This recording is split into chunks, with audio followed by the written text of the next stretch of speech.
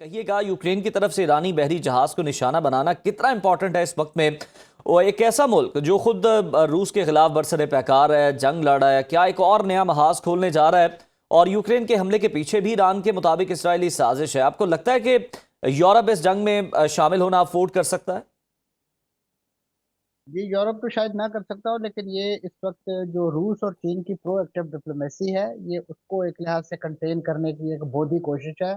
और खास तौर पे एक ऐसे कमजोर मुल्क के तरफ से कि जो पिछले तकरीबन 3 साल से जो है वो रूस के निशाने पर है, और यूरोप के कल्ब में होने के बावजूद जो है उसे बैन अवी हमायत और इस नौयत की कोई सपोर्ट नहीं मिल रही है। तो मैं समझता हूँ कि ये इस वक्त जो दीगर फरीक एक्टिव हुए हैं, क्योंकि आपके इल्म में है कि इस वक्त जो खासतौर पे जीसीसी कंट्रीज हैं, उनकी तरफ से जो डिप्लोमेटिक सपोर्ट जारी थी, वो रिसेंट इस जंग के मरहले में कि जब ईरान ने अपने हॉरिजॉन्टल हमले उन पर तेज किए, तो उसके बाद उसमें कदर कमी देखने में आई थी। उसके बाद इस कजिए का टूल टूल जी। पकड़ना एक फितरी अमर दिखाई दे रहा था। तो इस वजह से खास तौर पे अब जबकि अब नए हुर्मुज के बाद बाबुल मंदिर की बंदिश का भी बात की जा रही है, तो ऐसे में जो ओवरऑल समुद्री नकलो हमल का मरहला था, वो बड़े पैमाने पर चौक होने का खर्चा था। और ख़ास तौर पे इस बाबुल मंदब की बंदिश के बाद जो 3 मुल्क बहुत ज़्यादा मुतासर होने थे, उसमें पाकिस्तान, हम्म। चीन और भारत शामिल था, उसमें जापान भी शामिल था। तो सही। लिहाजा अपनी उस सप्लाई चेन को इंश्योर करने के लिए और इस कजिए को मजीद फैलने से रोकने के लिए, मैं समझता हूँ बैकएंड पे, और ये इल्जामात ईरान पर पहले भी लगाए जाते रहे हैं कि वो अ, जो ब्लैक सी के जरिए खासतौर पे जो उसके जरिए रूस को असला सप्लाई। और रिसेंटली आपने देखा कि वॉशिंगटन पोस्ट में भी ऐसी इतला शाया हुई कि जिसमें दावा किया गया था कि रूस जो है वो रियल टाइम सैटेलाइट इमेजेस जो है वो ईरान को फराहम कर रहा है, बिल्कुल। जिसकी वजह से अभी रिसेंट अटैक आपने देखा कि खासतौर पर जॉर्डन और शाम के अंदर भी बड़े प्रिसाइज अटैक हुए हैं, जिसकी जिसकी वजह यही बताई जाती है कि उनको ऐसी रियल टाइम इंफॉर्मेशन मिलती रही है। हम्म। जिस तरीके से आपके इल्म में होगा, मार्का हक के दौरान जो है पाकिस्तान को चीन की एक सपोर्ट हासिल रही है कि पाकिस्तान भारत के मुख्तलिफ जो इमेजेस जो हैं वो फ्राहम करता रहा दुरुस्त। है। चाइना चाइना जो फ्राहम करता रहा है, तो उस पर एक बहुत सपोर्ट मिली। तो ये यकीनन जंग जो है, असल तो बात इंटेलिजेंस की ही होती है कि जहां आपको प्रॉपर मिल गई तो आप उस पर स्ट्राइक कर देते हैं।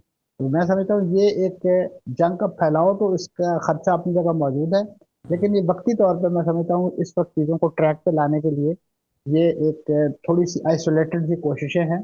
उम्मीद तो यही की जा रही है कि अब जिस अंदाज से डोनाल्ड ट्रंप साहब ने जो ईरान दोनों ने अपने एक जो सीज फायर का इंडिया जाहिर किया है, अब प्रॉब्लम यह है कि सीज फायर हर बार ईरान तो संजीदगी के साथ उसमें दाखिल होता है, लेकिन अमेरिका जो है उसको एक ऐसी मुद्दत के लिए, एक ऐसे वक्त के तौर पर इस्तेमाल करता है कि जिस दौरान वो अपनी फ्यूचर की जो मिलिट्री स्ट्रेटजी है उसको एक लिहाज से रीवैम्प करता है, रीप्लान करता है, और इसी तरीके से अपने जो भी उनके स्टॉक पाइल्स कम होते हैं उसको जी। रिलम्बिश करता है, ताकि एक बार फिर भरपूर हमला किया जा सके। तो मुज़ाकरात को एक टाइम गेन करने के फैक्टर के तौर पे इस्तेमाल करने की तारीख मंसूर साहब, बिल्कुल अमेरिका की आपने बड़ी दुरुस्त कहा। पुरानी और ईरान की जानिब से भी इसी तरह की स्टेटमेंट्स जो हैं वो आई थी कि यकीनन जो है अमेरिका जो टाइम गेन कर रहा है, इसके दौरान वो जनाब दोबारा से हमला करने की तैयारी कर रहा है, प्लानिंग कर रहा है। अच्छा, अगर हम देखें अमेरिका के हवाले से भी बताइएगा, क्या आपका एनालिसिस है कि सदर डोनाल्ड ट्रंप हमले रोकने का हुक्म देते हैं, सब कुछ तबाह करने की धमकी भी देते हैं, क्या अमरीकी इंतजामिया वाकई सिफारतकारी हकीकी मानों में चाहती है, या फिर असले की कमी के बाद जंग में वक्फे पर मजबूर हुई है? देखिए जी, इस वक्त कोई बात तयक्कुन से इसलिए नहीं कही जा सकती क्योंकि जी। दाखिली तौर पे आपके इल्म में है कि जब भी अमेरिका खासतौर पे जो तेल की कीमतों का एक ग्राफ है, वो हम्म। जब $100 से क्रॉस करता है, तो वो उनके लिए एक खासतौर पे अमेरिका के अंदर एक बहुत हाहाकारी मचती है। बिलखसूस उनके जो बिजनेस कंसर्न है, जी। मुख्तलिफ स्टॉक मार्केट हैं, वो इसको बड़ा नेगेटिवली लेती हैं। तो हम्म। उस चीज को मेंटेन करने के लिए फिर जरूरी हो जाता है कि किसी तरीके से जो बहरी नकलो हमल है उसको इंश्योर किया जाए, ताकि तेल की कीमतें जो हैं वो एक इस्तेकाम की तरफ आ सके और कम से कम $100 के नीचे रहें। हम्म। आपने देखा होगा इस पूरी जंग के दौरान खासतौर पे ये एक ट्रेंड रहा है कि डोनाल्ड ट्रंप साहब वीकेंड पर एक ट्वीट करते थे कि जिसके नतीजे में तेल की कीमतें जो हैं वो आपको कम होती हुई दिखाई देती थी, और उसके बाद फिर अगले यानी वीकेंड के स्टार्ट पे जो है वो इसी नौयत का फुटेज डालते थे जिसके बाद जंग की हिद्दत दोबारा बढ़ जाती थी और वो इस वक्फे के दौरान डोनाल्ड ट्रंप साहब ना सिर्फ वो जो कहना चाहिए अपने कोई जो सो कॉल्ड सिचुएशन रूम है उसमें ब्रीफिंग लेते थे, बल्कि उनके हवारी जो स्टॉक मार्केट के अंदर और इसी तरीके से जो सट्टाबाजी का बिजनेस है जी। उसमें बड़े ताक महसूस किए जाते हैं, और वो सारे का सारा वो जो स्टॉक मार्केट के जो गिरते हुए शेयर थे वो खरीदते थे और उसके बाद दोबारा महंगे होने पे उन्हें फरोख्त करते थे। ये मुसलसल बिजनेस रहा है उनका, और इस दौरान बाकायदा अमेरिकी अखबारात पे रिपोर्ट छपी हैं कि जिसमें डोनाल्ड ट्रंप साहब के इस जंग के डायरेक्टली बेनिफिशियरी होने के हवाले से और खासतौर पे एक जो कॉन्फ्लिक्ट ऑफ इंटरेस्ट कहा जाता है वो उनके उसके सबूत भी मिले हैं। लेकिन अब क्योंकि इस वक्त वो सदर हैं और बहुत सारी चीजों के बारे में उनको एक लिहाज बिल्कुल से मंसूर सत्ता साहब, आप हासिल है, सही तो अब ये निशानदेही चलते कर हैं। रहे हैं कि इस मामले पर जंग के मामले पर सट्टेबाजी भी की गई और उसमें भी बड़ा पैसा बनाया गया, और फिर हमने देखा कि डिजिटल करेंसी जो है वो भी रातों रात जो है वो लॉन्च करके बहुत सारा माल जो है वो बनाया गया। तो यकीनन मकासद और भी हैं बहुत सारे जो कि शायद नज़र नहीं आते। ईरान जंग में अगर हम देखें तो अमरीकी हुकूमत के अंदर हम देख रहे हैं कि इख्तलाफात भी बढ़ते हुए नजर आ रहे हैं। क्या वाकई ये बज़ाहिर ऐसा है या हकीकी तौर पर है? क्योंकि नायब सदर जेडी वेंस और chairman joint chief general Dan Caine की जानिब से जो तवील जंग के खतरात पर तशवीश जाहिर की जा रही है, तो क्या ये जंग बगैर मनसूबाबंदी के शुरू गई कि जो आज तक अमरीका ना तो ईरान से अपनी शराइत मनवा सका है, ना ही दावों के बावजूद जंग खत्म कर सका? इसमें कोई शक नहीं कि अमेरिका ने ये जंग जो है बगैर किसी ड्यू प्लानिंग के और बगैर किसी होमवर्क के लड़ी है। हम्म। और उसका जो मुहर्रिक है वो इसराइल की वो बेबुनियाद इंटेलिजेंस रिपोर्ट्स हैं कि जिसमें उन्होंने ईरान की जो दाखिली सियासत और दाखिली मामलात के हवाले से हम्म। डोनाल्ड ट्रंप साहब और उनकी टीम को गुमराह किया और ये बताया कि इस वक्त वहां पे रजीम चेंज के हवाले से बड़ा ही राइप केस है और बड़ा ही राइप एजेंडा मौजूद है। आप सही। उनकी जो फर्स्ट ईयर लीडरशिप को निशाना बनाइए बेशमूल रहबराना, तो आप देखेंगे कि दिनों के अंदर हफ्तों के अंदर जो है वहां पे रजीम चेंज जो है वो आपको दिखाई देगी और लोग सड़कों पे निकलेंगे। और उसके बाद जिस घोड़े पे आप हाथ रखेंगे, चाहे वो साबका शाह का साहबजादा हो या कोई और मनपसंद फर्द हो, तो वो ईरान का हुक्मरान होगा, वो ईरान का हम्म। एक लिहाज से बादशाह के तौर पे एक्ट करेगा। लेकिन ये तमाम की तमाम बातें जो हैं वो ख्याली साबित हुई, खासतौर पे जब एक बड़ी ही पुरअज़्म किस्म की रेजिस्टेंस जो है ईरान की तरफ से देखने को मिली। और इस जंग में बड़े पैमाने पे जो फर्स्ट ईयर लीडरशिप के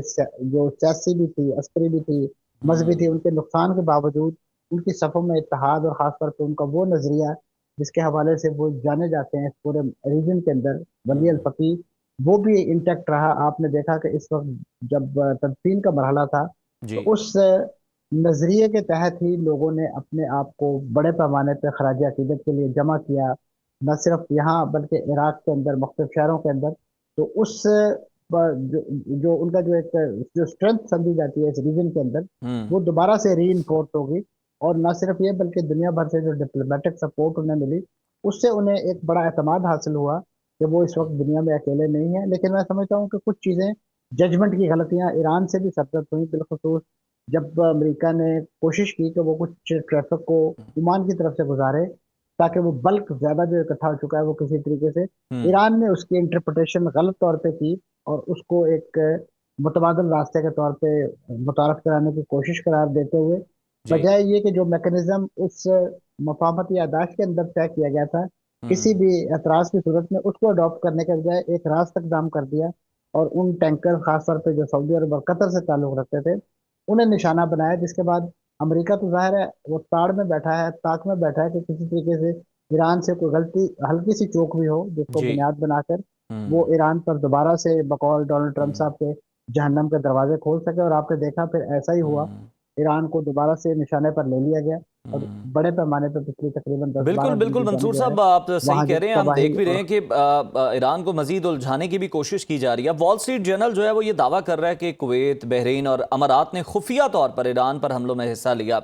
कुवैत ने तो इसकी तरदीद कर दी है सख्ती से। ईरान पर हमलों में आपको लगता है कि कौन कौन से ममालिक जो हैं वो इन्वॉल्व हैं, जो नाम ये सामने आ रहे हैं, या फिर ये कॉन्फ्लिक्ट पैदा करने के लिए इस तरह की बात की जा रही ये देखिए जहां तक तो जीसीसी कंट्रीज का ताल्लुक है उनमें से तो पोटेंशियली मैं समझता हूँ कोई भी इस काबिल नहीं है कि वो है? जी। बराह रास्त अटैक कर सके। दुरुस्त। लेकिन इनडायरेक्ट अटैक्स में वो इस हवाले से शामिल रहे हैं कि अमेरिकन बेसिस वहां से वो इंटेलिजेंस वो खास तौर पे मालूमात फराहम करते हुए हैं जो इस नौयत के अमरीकी हमलों को तीर बहादुर नुस्खा बनाने के लिए बड़ी मुमद मुआवन साबित हुई है। और यही सिचुएशन जो है वो जंग के पहले मरहले में भी थी, अब हम्म। मौजूदा मरहले में भी यही सूरत हाल जो रही है।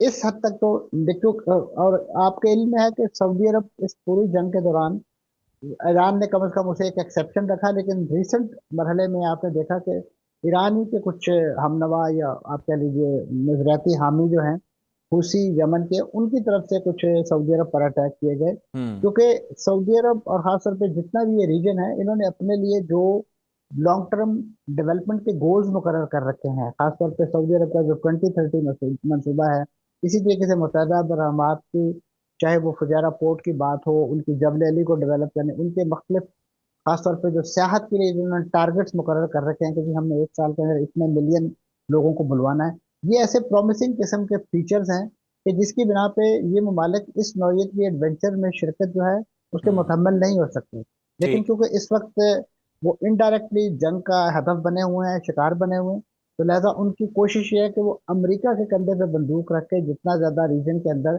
अपना असर और रसूख या अपने आप को महफूज बना सकें। लेकिन वो हमेशा से चीज उनके लिए माजी में भी काउंटर प्रोडक्टिव रही है और हम्म। अब भी काउंटर प्रोडक्टिव है। यही वजह है कि आपने देखा कि इसी जंग के जलाव में आपको ऐसी इतलात में देखने को मिलती है कि पाकिस्तान के जो खासतौर पे साथ जो डिफेंस कॉपरेशन जिस तरह सऊदी अरब के साथ हम कर रहे हैं, हम्म। इसी नौयत की बातचीत आपको कुवैत के हवाले से भी सुनाई दे रही है जी। कि वो दिफाई ताउन के हवाले से पाकिस्तान से मदद लेने के लिए, हम्म। क्योंकि वो ये समझते हैं, इस वक्त उनको इस चीज़ का मुकम्मल इदराक है, इस वक्त जो अमेरिकन सिक्योरिटी या उनकी जो सिक्योरिटी अम्ब्रेला है वो उनके लिए कोई असासा नहीं है, वो एक लाइबिलिटी है उनके लिए। उससे हम्म। वो जितनी जल्द जान छुड़ा लें उतनी ही हम्म। जल्द बेहतर है। लेकिन ये एक ऐसा लॉन्ग टर्म प्रोसेस है, क्योंकि हम्म। अमेरिका ने भी बड़े टेक्टफुली जो है उनको घेर के उनके पेट्रो डॉलर पर कब्जा करके जी। और खासतौर पे उनकी मईशत उनके तेल को अपने जो करेंसी है उसके साथ जोड़ के उनके हाथ पांव बांध दिए हैं। सही। यही वजह है कि आपने देखा कि हम्म। माजी में इस खत्ते की जितनी भी अपने आप को माशी तौर पे आज़ाद करने की कोशिशें हुई, चाहे वो मुश्तरका करेंसी बनाने के हवाले से हों या अदरवाइज अपनी सफ़ों में इत्तेहाद या मुश्तरका मौक़िफ़ के हवाले से, हम्म। वो इसी तरीके से इस्तेमार ने डिवाइड एंड रूल की जो एक टाइम टेस्टेड उनकी पॉलिसी है उसको इन्वोक करते हुए हमेशा से ख़राब किया। बिल्कुल और अब आप बिल्कुल, देखिए, इस तरह से मंसूर साहब आप कह रहे हैं कि अमेरिका ने जाल बुना इन ममालिक के अंदर ही कि इससे निकलना जो है वो नामुमकिन दिखाई दे रहा है और बड़ा लॉन्ग टर्म इसके लिए प्लानिंग की ज़रूरत है। बहुत शुक्रिया आपके वक्त का।